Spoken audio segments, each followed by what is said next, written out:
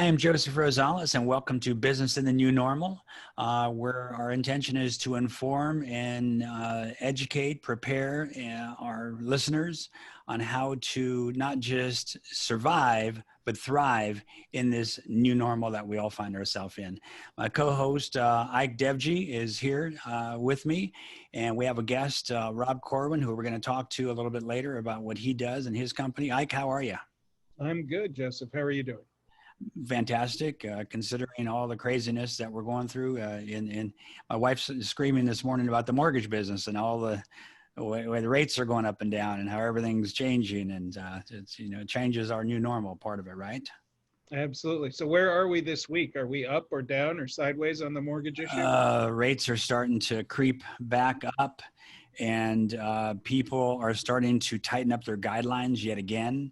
And it's a roller coaster, and she's seeing some programs that were out there for about 3 weeks. Now the companies are, wait a minute, wait, this is a little sketchy for us, so we're moving back to a little more conservative approach. But she's busy, as I'm busy, you're busy, busier than before pandemic, and that's exciting with all the new things we're doing.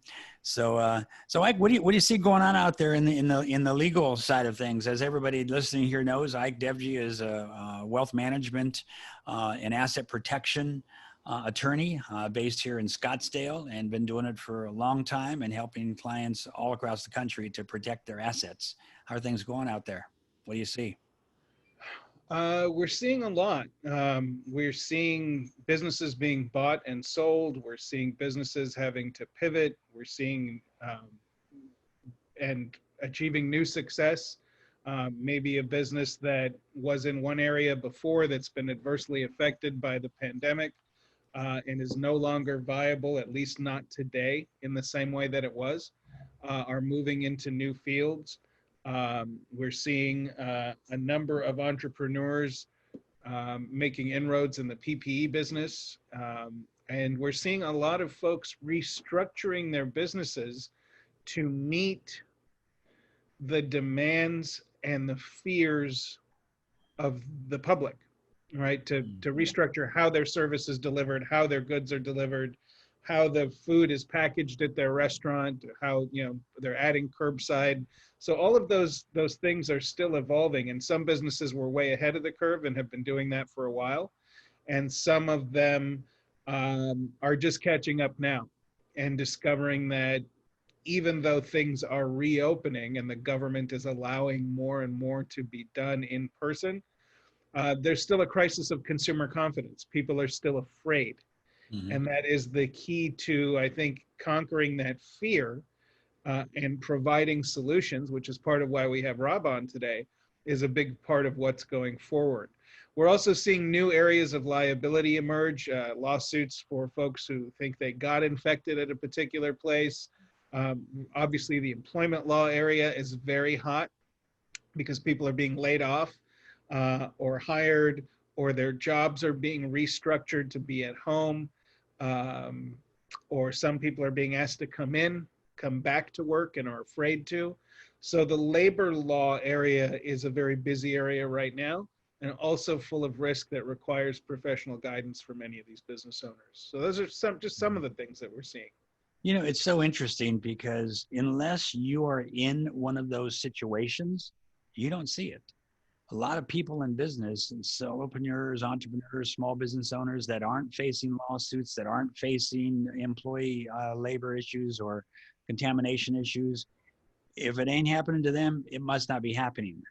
And that's a really concerning thing for me because, I guess I use an example that if you've never been struck by lightning, I get it. Most people haven't, but I'm not going to go out there during a lightning storm waving a 9-iron over my head, hoping that I don't get struck. That's not a good thing. And we're in the beginning quarter of this, is what most people believe. Most people believe this is just tied to the actual virus and the impacts that the virus has had on our economy and our society is much longer lasting, and we're not even halfway in yet. And so it's really it is concerning that people are being myopic, they're being naive about, and I don't mean everybody, because many of our listeners are right on top of this, but others, you know, you remember that the article that I wrote that had a picture of an eagle and an ostrich. The eagle's soaring around looking for opportunity. Where's my next meal? Versus the ostrich had his head in the sand saying, hope this goes away pretty soon because I'm getting tired. And that's not the way that this thing is running. So that's interesting. And the fact is, whatever your personal position on the risk level that the virus presents to yourself, to your staff, to the public, whatever you think about that, the public has its own opinion, and the public overall has spoken. Mm-hmm. Right? That is why we still have an economic crisis. That's why we have an employment crisis, because people aren't patronizing businesses. They aren't traveling. They aren't in hotels. They aren't in restaurants. They aren't in retail stores to the degree that they were.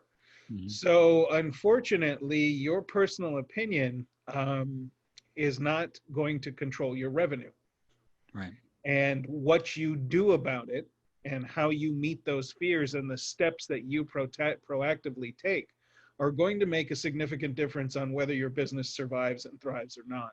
Right, right. You know, it's interesting because we saw that come up pretty quickly after businesses started reopening. You had the individuals who said, my people are not wearing masks. We are not going to do it. We're not going to buy into this. And people just didn't come back. And so now those businesses reluctantly and arguably with some deference to it have decided that we're going to wear masks, but we don't like it. And when they don't like it, you see a whole different engagement from the employees, from the customer culture and everything else. It's more than just putting the mask on. It's how you engage people. One of the things we've been very fortunate in our company is working with companies to help them understand how to regain consumer confidence in their business from their customers. Because as you said, what you think doesn't really matter. You can be left or right on this. What matters is what do your customers think, and how are you attracting them back to your business and doing it in a way where they feel comfortable, they feel safe, and they want to continue to do business with you and refer other people to you to do business with you. And the next place we're seeing this crisis unfold literally by the minute is in the education system. Teachers are afraid to go back to work in schools. Yeah. Many of them are. Yeah. Many parents are also afraid to send their children to school, knowing that children can in fact carry the disease home. Yeah. And so there are, for instance, many schools right here in where we are in Arizona. The level of precautions vary from district to district and from school to school. So some schools don't have any sanitization process in place. They don't have the funds for it. They don't have PPE available for students or faculty. Other schools, including some schools, very popular local schools in our charter school network, are encouraging but not requiring students to wear masks. And that makes the teachers unwilling to come back, and it makes some parents unwilling. Right. There are other parents who have said that they won't send their children if they're required to wear a mask. So this is then also continuing to create a childcare crisis and a labor shortage. Right. For businesses that need their employees back and need those kids in school, but those kids aren't going back until at least their parents think it's safe. So all of this is related. Right. And it comes down to us getting a handle on this to get our country back on track in every sense. Well, you know, we're going to go ahead and get our guest online here with us. So he's a very, very busy man, has a lot he's doing these days to help his customers, and we want to get him on here in a second. I want to just throw the word out there, mindset. I do a lot of work in that area with mindset, and mindset is shaped by your perspective and how you see things. But mindset is a little bit deeper than perspective. It really has to do with how you feel about things, how you think about things, the filter that you use to explain how you feel about something. So your mindset on this is really important. And so, you know, check your mindset this morning and decide, how do I feel about this? Am I open to new ways? Am I open to things that might not be in my normal scope of the way I do things, but they're going to help me re-energize my business. That's really what this is about, because as you said earlier, it's not about how you feel, it's about how your customers feel. So with that, why don't you go ahead and bring Rob on, introduce him, and we'll get him sharing some information from us. Excellent. Well, thank you. Well, we have today with us the CEO of Sanitized Safe, Robb Corwin. And Rob started this company himself. He is a successful serial entrepreneur who has been involved in a number of other businesses for many years. And Rob put this company together and is helping businesses and offices and schools and restaurants and retail facilities, and Rob will give us more detail on that, become safe and sterilized, meeting certain scientific standards that janitorial services alone can't provide. And I won't say much more than that because I really want it to come from the expert in terms of the detail. But that's sort of the basics of what we wanted to talk to Rob about, and the value that his company brings in helping businesses put these measures in place, be safe, be sterile and sanitized, be safe for their employees, and be safe for their customers. So Rob, thank you so much for making time for us and joining us today. Thanks for having me. I appreciate it. You bet. Now, how long ago did you start this company? We started following about February of this year. We're in the disaster relief. We have another company that's in the disaster relief genre, in that mode where we help provide everything from generators and shelter and purified water and things of that nature to national disasters, both here on forest fires and nationally. And what we ended up seeing was there was going to be this need. We as we're tracking things, we're like, wow, this is what's going to come from this. And initially we started as just a service offering from our disaster relief company, which is Pride Group. And then about March, when the other things that Pride Group did basically shut down, we broke it off and spun it off into its own, because we figured there's going to be a major need for it. And so when we did that, we started sourcing PPE products. So we had everything from 3-ply masks, N95, KN95s, hand sanitizer, all the sanitization and disinfecting products, hand sanitizing stands, nitrile gloves, everything. We started importing that stuff, bringing it in, trying to find it locally, and or at least domestically first. And we stockpiled it. And as things ramped up through March, when things went crazy, it went into high gear. And so Sanitized Safe, we said, hey, there's going to have to be another method of sanitizing businesses and offices and things of that nature. And as we went through it, we went through certifications, we learned more about the products. We went through stuff with the CDC and with the EPA. We took sanitized, and really it's disinfecting, and I can go into the differences between cleaning, sanitizing, and disinfecting, there's huge differences there, but that's how we started. And we've been going nonstop ever since. Well, congratulations. You were certainly way ahead of the curve if you started in February. Most of the country wasn't taking it seriously at that point. Neither was the federal government, as we've seen. And certainly business owners were blindsided. Many of the folks that Joseph and I have been talking to over the course of the year, really, kind of had this sneak up on them. And we were certainly aware of it. As Joseph mentioned earlier, I put out a warning to my clients, which I then published publicly in late February, talking about 9 specific ways that I thought this could destroy business and hurt the economy. And it included loss of attraction and reputational damage, and the workforce disruption, supply chain disruption, and a lot of the things that your company is helping to solve. So you said something that caught my attention, and I do want to know the difference, because I don't know. You said that there's a difference between sanitation and sterilization and janitorial everyday cleaning and the sort of scientific level and standards that your company and your products use. Can you kind of break that down for us, and can you dumb it down for me as a lawyer who doesn't have the science background on those things? Sure can. So cleaning basically is taking the surface dirt off of something. So wiping something down, taking the surface dirt off, using things like degreasers or using window cleaners and things of that nature. That's cleaning. Sanitizing is basically lowering the number of germs that sit on a surface based on a health department standard or requirement.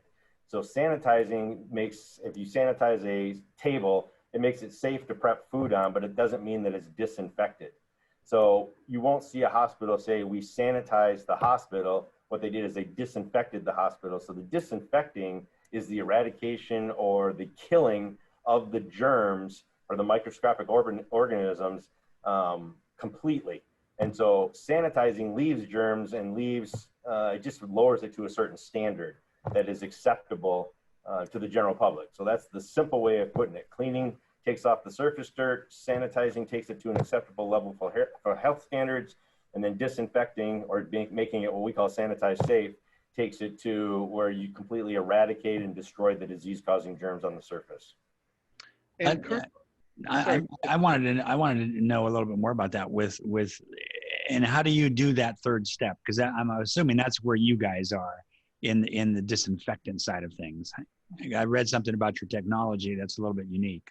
Correct. So one of the things that we see everywhere, and I'll admit I did not know this prior to February, prior to my training. So from that, what we see is the most important thing with the disinfectant is what they call dwell time. So dwell time is how long the disinfectant stays on the surface and allows it to kill the microorganisms. So the longer it stays on there, the more it kills. And what we find is that whether it be a janitorial service or whether it be just your household, just your normal household or just somebody in an office, they go a spray and wipe. So what they do is they spray on, they may even have the best disinfectant that's out there. And they spray it on a surface, a table, a door handle, a chair, a desk. And then immediately what they do is they come back behind and they wipe it off. So that just eliminated its disinfecting ability and got rid of the dwell time. So it needs to sit, evaporate, eat up the organisms in order to be effective. So when you see people spray and wipe, spray and wipe, spray and wipe, they're basically wiping off the disinfectant. They're gathering the germs or the disease-causing germs into that material, whether it be a microfiber towel or a terry cloth towel or anything like that, and then they're transferring it to the next and the next and the next surface, on and on and on and on. So I had no idea until I started getting into this, and I'm watching people spray and thinking, hey, this is a great thing, and come to find out it is the polar opposite of what needs to happen. So what we use is a dual charge electrostatic sprayer, which does a couple of things for us. One, the sprayer puts it out in a certain number of microns at a mist that's so fine that when it hits the surface, it'll stay on that surface for a certain amount of time. So we want it to stay wet for the dwell time for about 5 minutes. And the product that we put on there will kill everything from coronavirus, SARS, H1N1, even up to things like HIV and parvo. Wow. So, and in doing so, it's food safe, kids safe, pet safe, all those types of things. But the key is to spray it on and let it stay. The reason we use electrostatic sprayers, electrostatic technology has been around forever. If you think of a picket fence, you see a painter hook on a charge to the picket fence, the charge becomes negative. He sprays the paint coming out of the sprayer. It makes it a positive charge. And then you have that picket, and the spray goes all the way around and paints all four sides of that picket fence. That's so cool. That's the technology that's out there, as long as it's metal, obviously, but that's the technology that's out there. So the same thing applies here with electrostatic sprayers and putting on a disinfectant or making it sanitized safe. We spray a surface, whether it be a door handle. If you watch people who are sanitizing or disinfecting in an office building, and they walk in and they spray with a normal pump sprayer, which is not putting out any consistent mist, what it does is it only hits the front part of that surface. Okay, so it hits the front part of the surface. Even if they leave it on there for the 5 minutes, that's great. But when you go to grab that door handle and you reach behind it, where do your fingers go? Right. They go behind it. So when they sprayed it, they haven't touched the surface that's behind it, which is the most important. So using our technology, what it does is when it hits the surface, it literally wraps itself around it. So when you see our logo on our website, which is sanitizedsafe.us, that logo represents exactly what we do. We put a positive charge into the chemical. When it hits the surface, which the majority of solid surfaces in the world have a negative charge to them, it wraps itself around it and gives you that 360-degree coverage. Then we take it to a dual charge system. So there's a single charge or an electrostatic sprayer, which charges at the tip. So when the spray comes out of the sprayer, it passes over this tip and it charges it. In that demonstration, as I'm showing you, the charge, when it hits the spray, it may only get this much of the product. So 40% of the product as it comes out is not electrostatically charged. So then it evaporates or it goes onto other surfaces. Where if you dual charge it, we charge it in the tank. While it's sitting there resting, we charge the entire vessel full of fluid. Then when it comes out through the nozzle, we charge it again and amplify it so that 100% of that product is hit. When it hits that surface, it wraps itself around it. So whether it's a table at a preschool, whether it's an armchair that you're sitting at your desk, whether it's the door handle going into a restaurant, anything of that nature that you think you need 360-degree coverage, that's the technology that we use to do that. And you can do this under, it sounds like, a variety of surfaces then. It's not, they don't have to be metal surfaces. It has to be so it works in all surfaces, so to speak. A non-porous surface like metal, wood, plastic, glass, treated products that are non-porous, all those things is where it has the most attraction, and it has the residual kill effect, which means that it will continue to kill after it's applied for a certain amount of time. So some disinfectants don't have a residual kill effect. You spray it on, it hits the surface, it kills, and then it goes away. So the next person that walks up, that wipes their nose and then touches that surface, it is now recontaminated.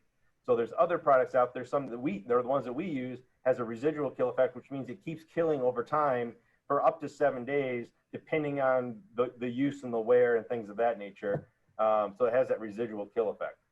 That's great. So this isn't something that the business owner has to pay you to do every day in most cases. It really depends on the use and what's being done there. Doing desks and things of that nature where the same person is there the entire time. No, if you're looking at a public place like a gym, door handles going into a very highly trafficked public place, restrooms in a public environment, bars, things like that, preschools, yes, you should hit those things on a daily basis if possible. Okay, great. And how long, and I know some of this is based on the size of the physical facility that you're treating, but what's the logistics of this? I'd say I own a restaurant. When do you come and how long are you there? So we work 24 hours a day. We work around the clock, so we work within people's schedule. We can do each team, a team of 2 people, two techs can go into a facility and get about 60,000 square feet done in an hour. So we can move. It's regimented. It's the same every time we go in, how we work clockwise, how we work a room, what we hit. We do 6 feet up and 6 feet down. Major touch surfaces like light switches, easels, door frames, door handles, things that people lean against, touch, anything that within reach. Those are the things that we hit. We don't do the tops of plants sitting on the top of a shelving unit or things of that nature, but so we can get in and out. There's a 5-minute dwell time from the time we get in and hit a surface, and we ask for about 15 minutes total for just to let it dry and get out and evaporate. It's safe on electronics, so we spray keyboards all the time. We spray electrical equipment or electronic equipment in CNC operations in industrial places and things like that. Anything that's got a touch screen or they're grabbing knobs and things of that nature. Based on the setting, the micron setting, and how fine the mist is, we can hit it without damaging anything. Wow. That's really good to know. So I'm gathering that this is a lot more than a janitorial process. This is really a lot of science behind this, which is so cool. I mean, I'm sitting here pretty impressed because I've never heard of how this works and how the charging of these chemicals, these fluids, these disinfectants can actually wrap around a surface. I think that's so cool. I got to ask you a question because, you know, in the society that we're in right now, where we have mask and no mask people, we have people that believe that there is no virus and that it's no worse than the common flu, and we have other people that think it's much worse than it has been for many people. What are some of the feedbacks you get from people, positive and maybe not positive, when you're out there in the market talking to people about this service? That's a great question. So when we plan before we go out, we kind of you break down your presentation, your marketing, you play the what ifs, and we do go through the scenarios.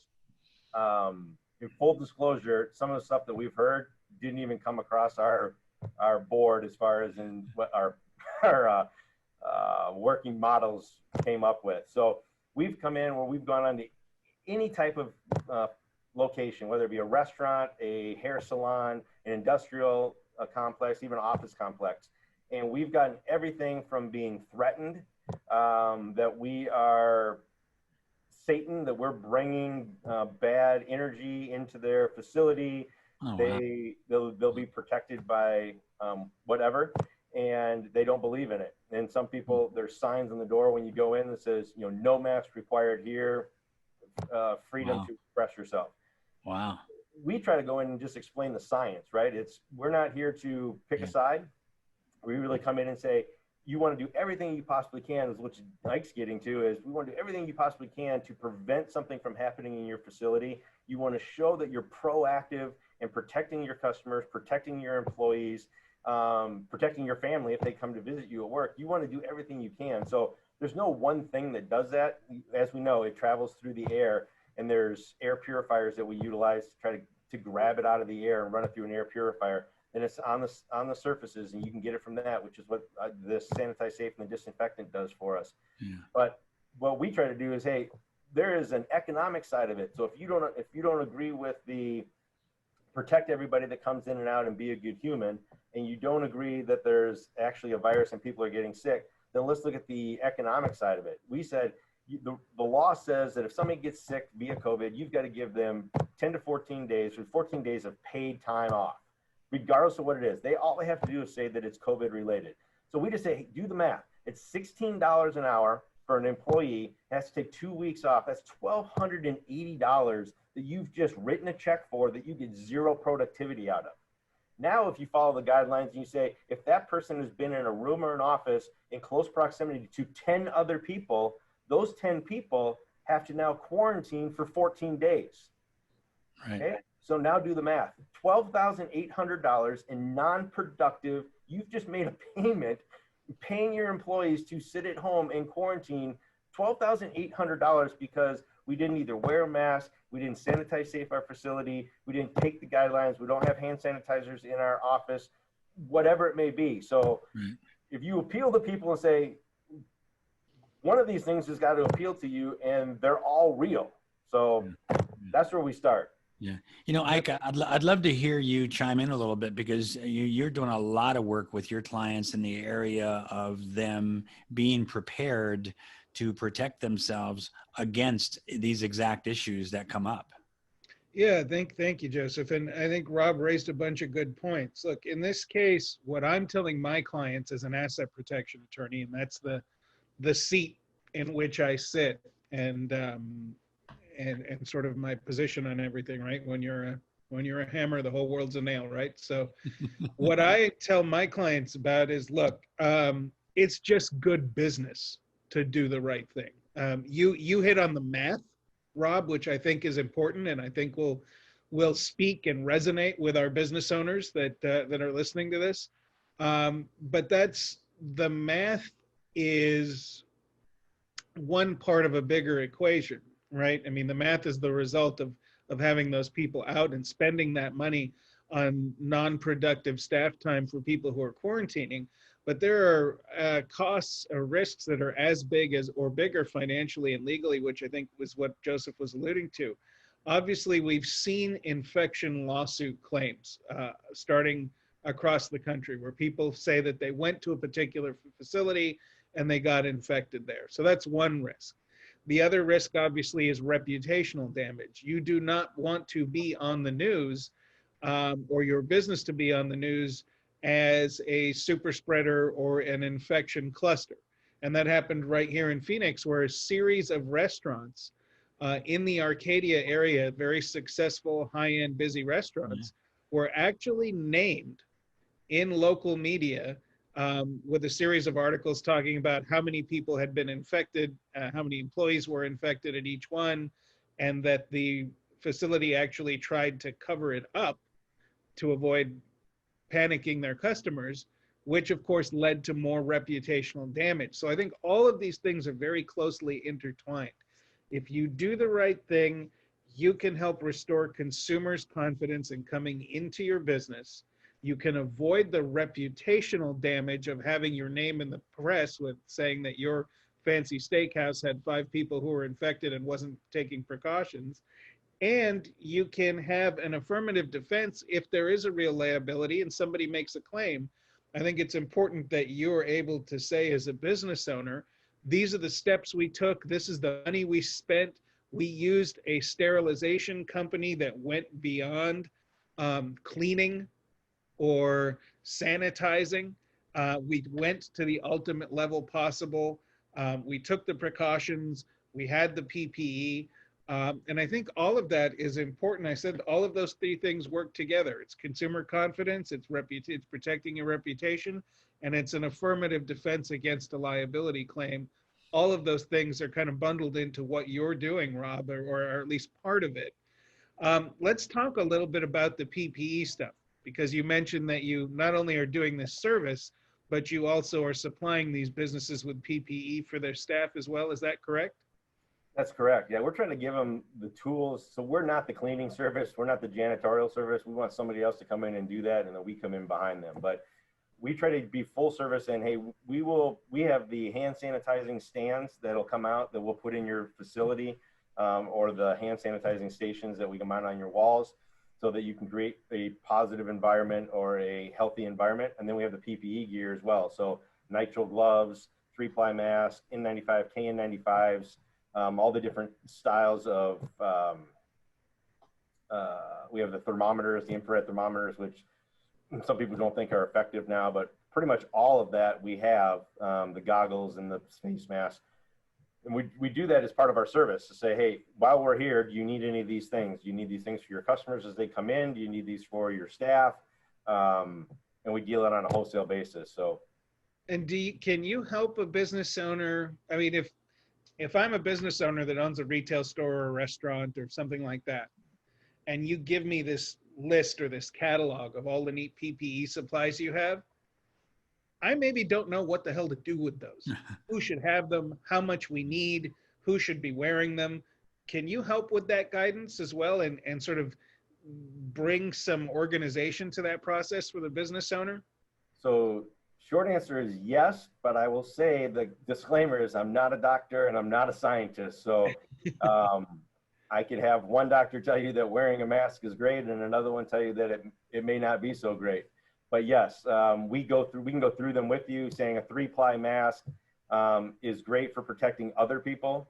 It's great for protecting for stuff going out of the mask, so to speak.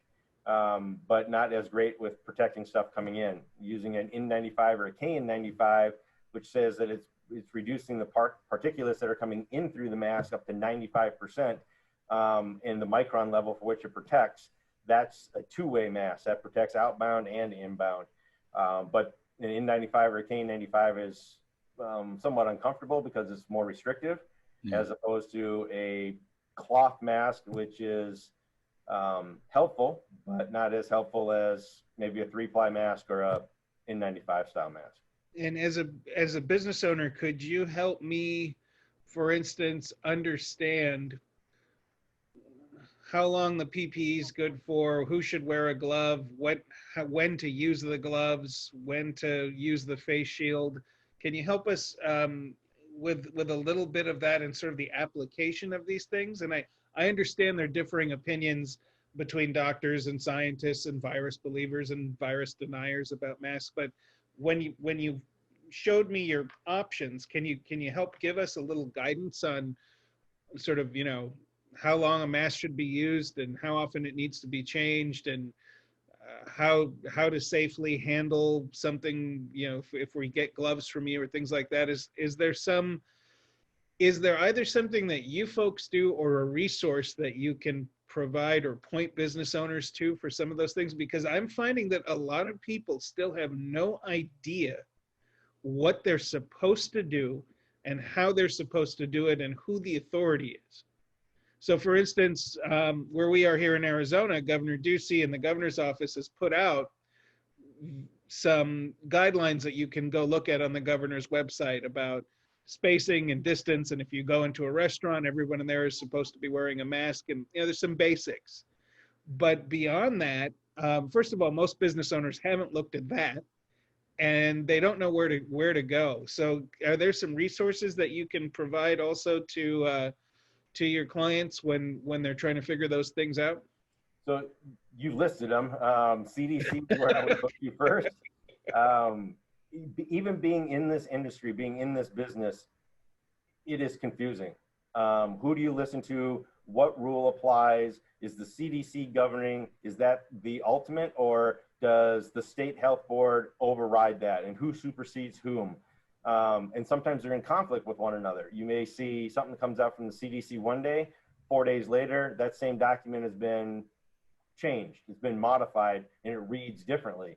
And nobody's made aware of that. You just have to go back to the website and pull it down again or read it again. And even the healthcare, the Arizona Health Department, theirs changes. Maricopa and Arizona's are inconsistent with one another. So you may be in violation of Arizona's, but not in violation of Maricopa's. It's hard for me to say that with a straight face as to what should you do and should you not do, because being in the industry, I have a hard time putting it together myself. Okay, so there's some baselines that you can help clients understand, and then maybe give them the caveat that, hey, these standards are a moving target, and you need to keep an eye on them to make sure you're current with the latest ones. Correct. And the ones that control your industry and your geographic location, I guess, because the standards seem to vary from state to state. Yes, and I think what you said earlier, I mean, let's dumb it down. The simple things are wear a mask. I don't care what kind it is, just wear a mask. If everything is helpful, you know, and that's what the thing is just wear one. If you're around people in any way, shape, or form, wear one. Wear it for yourself, wear it for them, wear it for your kids, wear it for the elderly, just wear one. So regardless what the guideline is, I think that's the simple thing. Disinfect. Use something like Sanitized Safe or anything. Disinfect your areas and your touch points. Eliminate the ability for the surface or the disease or the virus to be transferred from surface to surface. And what we're finding, what I just saw yesterday, was a report that came out that now restaurants are become spreader locations. Yep. Because of not disinfecting or not sanitizing surfaces and things of that nature. So now they're getting it through transfer. But that's the simple stuff. Wash your hands, hand sanitizer. Anytime you go in and out of anywhere, sanitize your hands before you go in, sanitize your hands when you come out, have it with you at all times, wear a mask. And don't touch your face. Don't touch your face, blow in or sneeze into your elbow. Yeah, all those types of things. But to me, one of the things that we've been talking about is consumer confidence and how important that is. And I know that's something that Joseph is working on, especially with his clients, and helping them get their businesses back on track and to continue to attract customers. And in some cases, some of my clients are saying that this is an opportunity to take business from other people who aren't doing things. So if my business is safer than the business next door because I had Robb's company come and safely sanitize it, then great. How or is there a way that the folks for whom you are performing this service are communicating that to their clients? Is there a piece of paper that goes up like a license or a sticker on the door or something like that that can help people understand that, hey, this business is cares and is looking out for you, and we're spending time and money to do this, and here's how we're doing it. So how are your clients communicating these efforts to their clients? Does that make sense the way I'm asking that? It does, yeah, and it's a great question, and that was one of the things we looked at going into it is, how do you communicate to people that you care about them or that you're taking the extra steps, whether it be from a humanitarian standpoint or it be from a legal standpoint that you've covered your bases, any of those things. So what we do is every business that we treat, we put a window decal on that business and it's date stamped.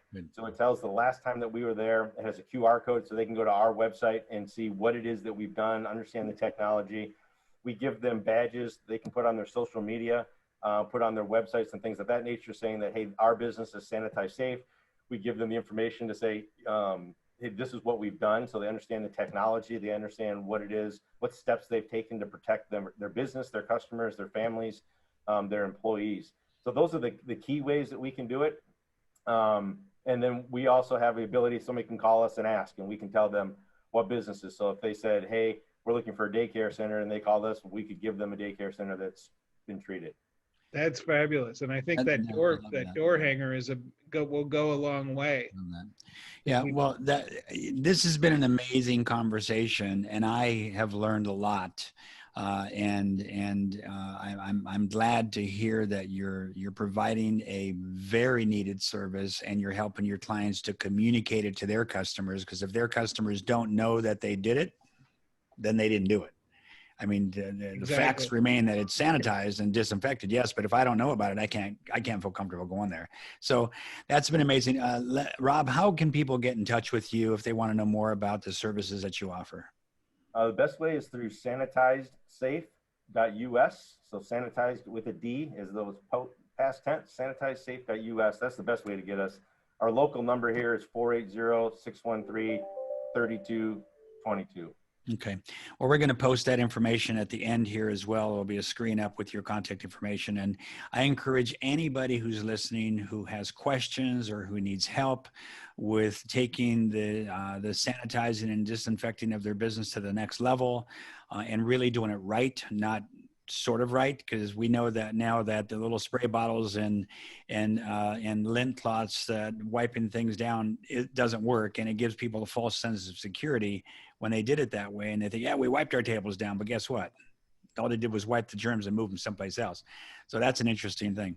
But I want to thank you, Rob, for taking the time to come on today and share this really super valuable information with our listeners. Ike, any closing comments for us and Rob? No, I appreciate your time, Rob. We're glad that you could join us and share some of this information. A lot of these things are very basic, but they're things that we knew needed to be done, but didn't know how they should be done, and maybe didn't have the resource. So hopefully this will help some folks understand the differences, and continue to move forward. Awesome. Gentlemen, thank you so much. It was a pleasure, and everybody have a blessed day. Take care, and we'll talk to you next week on Business in the New Normal.